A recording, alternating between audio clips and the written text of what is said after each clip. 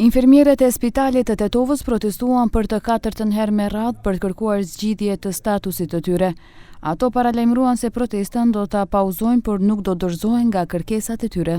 Për herë të parë morëm guxim dhe iniciativë që zëri ynë të ndëgjohet përmes jush, mediave.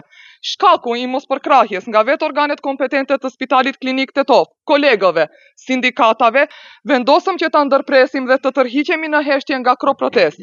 Mirë po, kjo heshtje nuk do të thotë që ne dorëzohemi dhe nuk vazhdojmë të kërkojmë të drejtën tonë për punësim. Do të presim përgjigje konkrete nga Spitali, Ministria e Shëndetësisë dhe e Financave. Edhe kisha një apel për gjithë kolegët tonë me vendime të na përkrahin në qoftë se mendojnë se ne kemi të drejtë. Në qoftë se mendojnë se s'kemi të drejtë, le mos na përkrahin. Edhe për motrën kryesore, do me thonë faleminderit për fjalët e saja, e kemi formu, edhe e kemi arkivu çfarë kërkon të motra kryesore, kreti kemi rregullu, që tash mendojmë që kemi edhe të drejtorë. Drejtori i spitalit Agim Berisha nuk pranoi t'i takojë infermierët. Nesër me shumë janë ai, nesër dhe të sjellit e drejtorë. Se kam drejtori nuk është. Jo. A nuk është ata është zonës? I zonë.